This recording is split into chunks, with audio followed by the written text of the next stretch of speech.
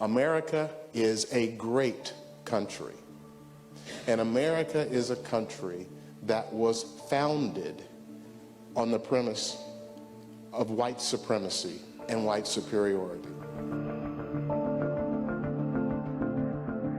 I know you have heard in this entire debate, well, there's a difference between heritage and hate.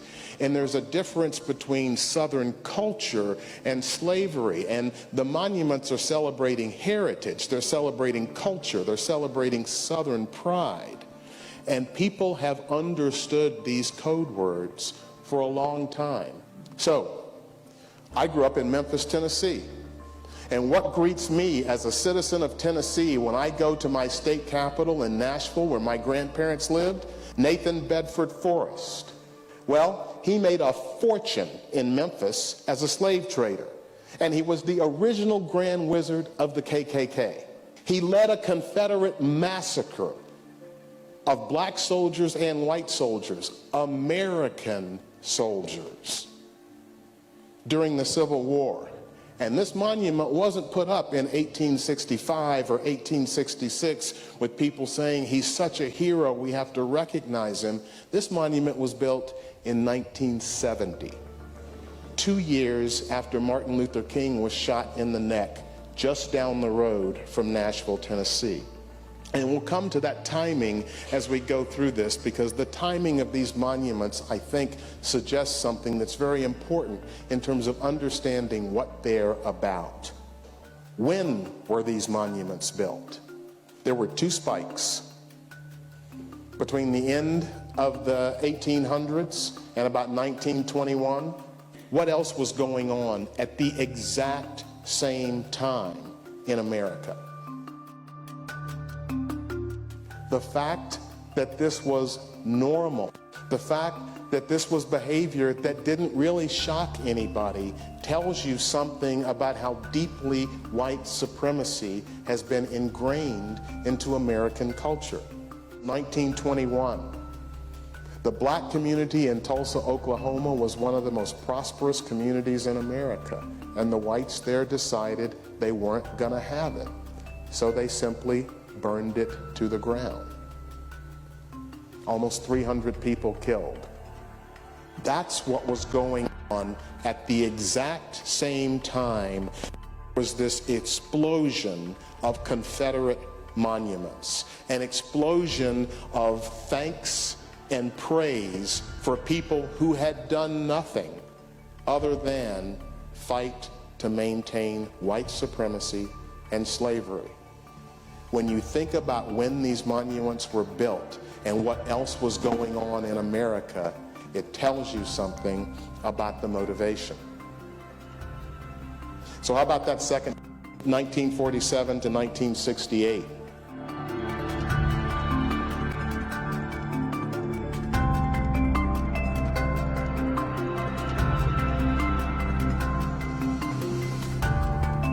One thing that people forget about our history is that Reconstruction after the Civil War was actually working. There were over 2,000 black elected officials in America. Businesses that blacks were starting to take hold. And in 1877, I think it was Grover, I can't remember the president, but he got elected and basically said, I'm withdrawing the troops. In 1876, there were 125,000 black registered voters in Louisiana. In 1878, that number dropped to 5,000. And if you're wondering about the flag, it had essentially been dead and buried until 1948, when Strom Thurmond brought it back with the Dixiecrat Party. And once again, they are telling us as clearly as they can what they are about and why they're waving that flag. The party's purpose was clear: we stand for segregation of the races. This is from the editor of the Augusta, Georgia Courier in 1951.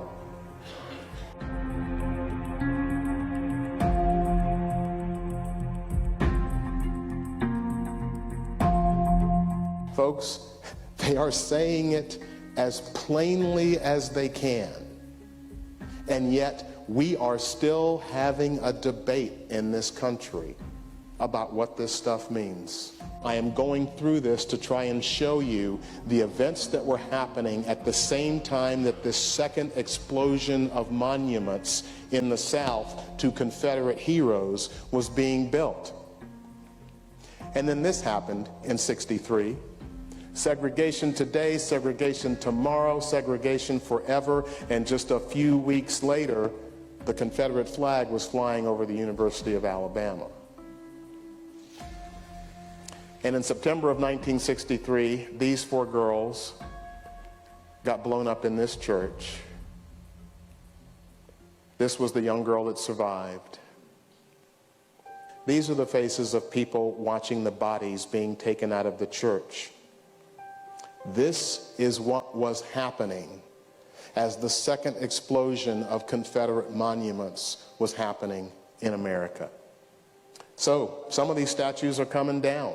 They're being removed in the dark of night because the city officials don't want to remove them in the day because there might be disputes, there might be violence, there might be fighting. My only point is this: there is a movement in America that has not been in existence in my lifetime. I was 11 years old in Memphis when King was shot and killed, and I was young, but I was old enough to know enough. And what I'm telling you is the discussions about racial equality that were going on then are nowhere near as deep, as intense, and as revealing as the discussions that are going on today. As scared as I feel and as frustrated as I feel with what's going on in this country, there is a part of me that says we are on the cusp of something. This is a freaking tipping point. And it is going to go one way or the other. Taking down these monuments will not cure the problem, but it is at least an indication that we are ready to deal with the truth.